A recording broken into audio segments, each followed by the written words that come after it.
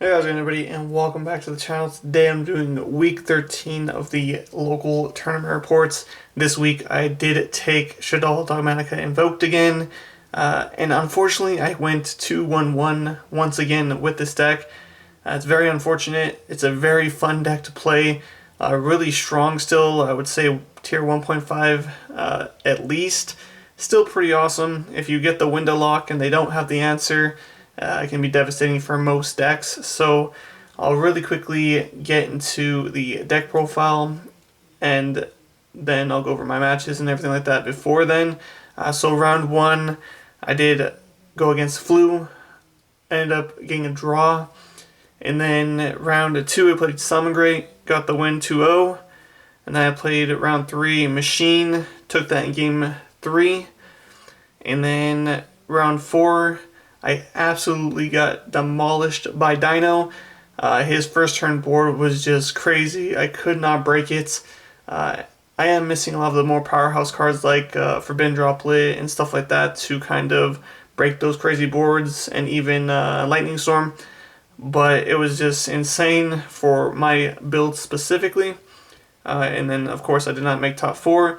But yeah, I'll go ahead and get into the deck profile really quickly. If you have any questions or suggestions, leave those in the comment section down below. Always nice to see. But let's go and get right into it. So I ran a smaller Shaddoll count from the last build. I ended up doing 2 Squamata, 2 Windy, 2 Hog, the 1 Aerial, and the Dragon, and the Beast. Now, all the Shaddoll cards were really great. They just keep you in the grind game.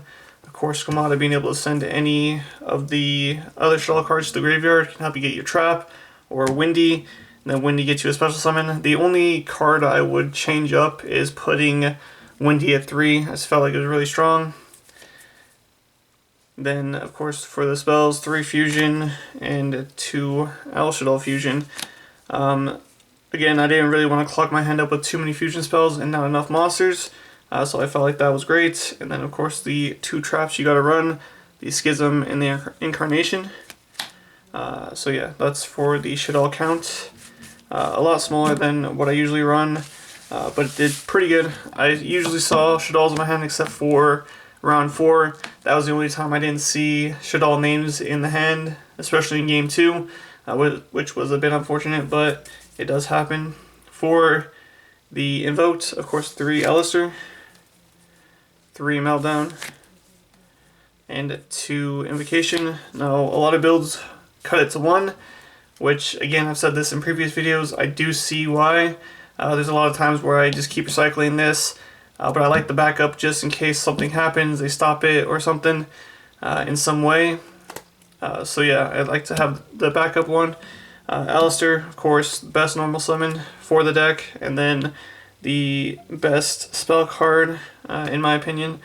Just, they can't stop your, or negate your fusion summons and stuff, and to get you your Alistair, which is very nice. Then for the Dogmatika lineup, it's kind of pretty much standard, just the 1 Ecclesia, the 1 Fleur-de-Lis, and the 1 Maximus. And then the 2 Nadir Servants to round off the Dogmatika engine. I decided not to run the trap because you constantly want to be special summoning from the extra deck. So it felt great. Didn't really miss the trap or anything like that. This was just really nice to end on, sending like a Apicalone to get the trap, and just it was really, really nice. And this came up a couple times, Maximus, and then Fleur-de-Lis came up a couple times as well. Very nice. Again, I feel like this is a very nice deck to try out. Not the strongest deck anymore, in my personal opinion, but still a deck you can do very well with. Then for the hand traps, this is where I can make a lot of changes. I just run the 3 Ash and the 2 Valor. You could put like Gammas and a whole bunch of other helpful hand traps. I just felt like running these this week. I might change it up next time I play it. And then for just the generic spells, 3 Super Poly, Unfortunately, like all the matchups I went up against, this pretty much did nothing, so I ended up siding it out. I really kept it in the main because not only is it pretty strong for Shaddolls, since Shaddolls just need a Shaddoll monster and an attribute. Also, the Despia matchup kept it in there for that. I didn't play any Despia this week, but yeah, so I did end up setting that out a lot, but still a very powerful card. Then 2 Cosmic Cyclone, just for Mystic Minds and back row, of course. And the one I was the one called by the grave, and 1 Foolish Burial. That is it for the main deck. That's actually 41 cards. Then for the extra really quick, 2 Winda, very broken if it can stick and your opponent does not have the out. Definitely just carried me in the Salmon Great game. He wasn't able to do anything. I was able to get that out both times in the game. Then the 2 Upclone, just a free negate, and when it goes to the graveyard you get to add the Schism. If you already have the Schism, you could add like one of the fusions or anything else you need, and then you get a plus from discarding a Shaddoll. So very nice. And then 2 Construct.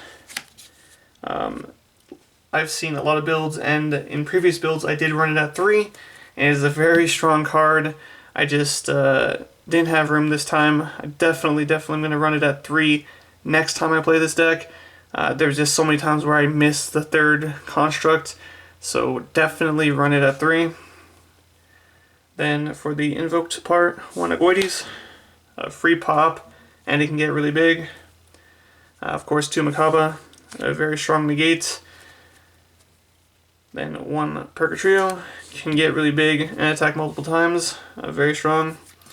I am going to have to change up the extra deck and go back to the Salmon Great Almirage and the Secure Gardena, because there's a lot of times where I need to make this and it would have helped me in my games, but I didn't have a fire target because no one used Ash, so very unfortunate.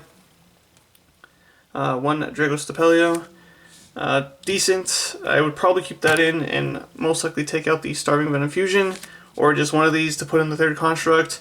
Only went into the Predator Plant 1 time, and didn't go into the Starving Venom at all. So definitely I'm going to change that up next time. And then like I said, the links I'm going to change up a lot. I was running the 1 Artemis for the Alistair, but I did miss the Salmon Great target. And then 1 Gravity Controller, very nice. Just send your construct or whatever fusion you make to get the Schism back from the graveyard or any of the other Shaddoll spells. And 1 Boral Sword. Now I did make this once and it did help me win a game, but of course if you have excess Code Talker, definitely a better option. And yeah, so the only changes I want to make to the extra deck is putting in the Secure Gardena and the Almirage. Definitely take out the Artemis, and like I said, I'll probably be taking out one of the Super Poly targets. But yeah, other than that, it was pretty good. Just ran out of targets one time when I was missing the 3rd construct. And then for the side, really quickly, again, with most of my sides, I kind of just throw it together. So you can definitely make a stronger, better side, but I'll go ahead and show it anyways. The 1 Veiler on the side.